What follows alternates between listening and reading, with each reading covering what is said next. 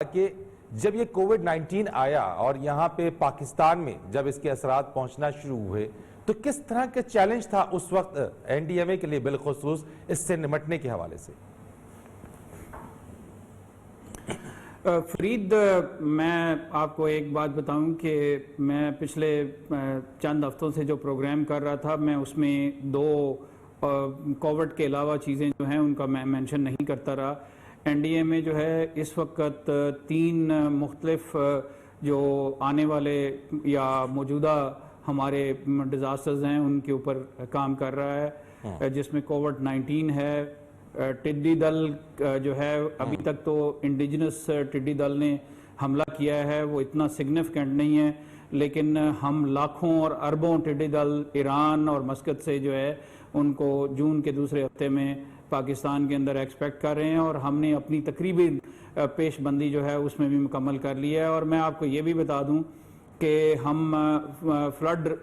کا جو پلان ہے ہمارا انشاءاللہ وہ 10 جون تک ہم وہ بھی لانچ کر دیں گے۔ تو میں صرف آپ کو یہ بتا دوں کہ این ڈی ایم اے اس وقت پیرلل 3 مختلف نوعیت کی چیزوں کو سنبھالنے کی کوشش کر رہا ہے، اور اللہ کے فضل و کرم سے، قوم کی دعاؤں سے مجھے کافی اطمینان ہے کہ ہم ان تینوں چیزوں کا مقابلہ کرنے کے لیے اور مقابلہ کر رہے ہیں اور مقابلہ کرنے کے لیے تیار ہیں۔ جہاں تک چیلنج کا تعلق ہے تو میں آپ کو یہ بتاؤں کہ مارچ کے مہینے میں پاکستان وہ ملک تھا جہاں پہ یہ نارمل جو ماسک ہے یہ ملنا محال ہوا تھا، قیمت 60 سے 100 روپے کے درمیان گھوم رہی تھی،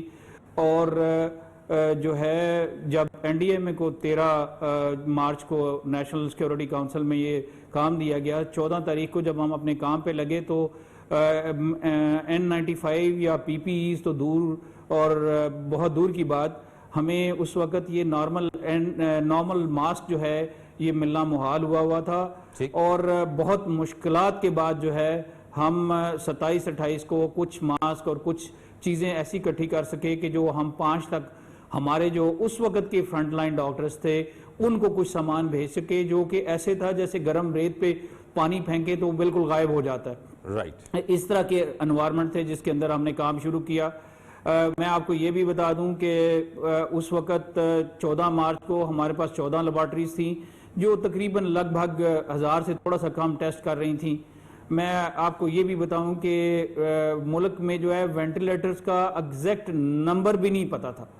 اور جب ہم نے چیزوں کو ڈگ ڈاؤن کرنا شروع کیا تو پتا چلا کہ 1000 سے زیادہ جو ہے وہ وینٹیلیٹر وہ خراب پڑے ہوئے ہیں۔ میں اس میں مختلف پرائیویٹ اداروں کا اور پرائیویٹ انڈیویجولز کا ذکر کرنا یہاں پہ میں ضرور سمجھوں گا کہ جنہوں نے این ٹی ڈی سی کے ساتھ مل کے جو ہے ان جو وینٹیلیٹرز بہت زیادہ خراب تھے ان کو ٹھیک کیا اور اس حالت میں لے کے آئے کہ وہ ابھی ہمیں اویلیبل ہیں اس کام کے لیے۔ یہ تو وہ صورتحال تھی جس کے اندر ہم نے کام کرنا شروع کیا، اور میں سب سے بڑی بات یہ تھی کہ اس وقت پینک کا عالم تھا، کسی کو کچھ سمجھ نہیں آ رہی تھی کہ کیا ہونے والا ہے۔ الحمدللہ این ڈی ایم اے نے اپریل اور مارچ کے مہینے میں جو کام کیا آج وہ کام ہمیں پے کر رہا ہے۔ میں آپ کو اتنا بتا دوں کہ اس وقت جو ہے ہم 6ٹی جو ٹرانش ہے ہمارے ڈاکٹرز کو وہ بھجوا چکے ہیں سوائے سندھ کے، وہ بھی آج رات کو چلی جائے گی انشاءاللہ۔ ہم اس وقت جو ہے وہ 437 اسپتالوں اور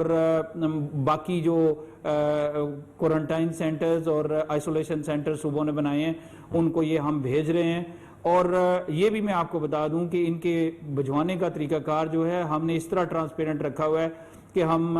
فوج کی مقامی کوروں کو یہ سامان بھجواتے ہیں، وہ مقامی کوریں جو ہیں وہ وہاں پہ لوکل جو سینئر ڈاکٹر یا سٹور مین ہوتا ہے اس کو وہ ہینڈ اوور کرتی ہیں، ان سے رسید لیتی ہیں اور ہمیں اس بات کی انٹیمیشن دیتی ہیں کہ اس اسپتال تک پہنچ گیا ہے۔ لیکن اس کے اوور اینڈ ابو ہم نے یہ کیا تھا کہ مجھے کمپلینٹ ملتے رہتے تھے انڈیویجول ڈاکٹرز کی طرف سے، تو ہم نے ایک یونیورسل ایکسیس نمبر کھولا تھا 111-157-157۔ اس پہ شروع میں تو 8-10 کمپلینٹ آئے اور اللہ کے فضل و کرم سے ابھی ڈاکٹرز کے کمپلینٹ پی پی ایز کے لیے نہیں آ رہے، بلکہ ڈاکٹرز کے کمپلینٹ اپنے دوسرے مسائل کے لیے آ رہے ہیں اور وہ ہم ان کے متعلقہ محکموں کو لکھتے رہتے ہیں.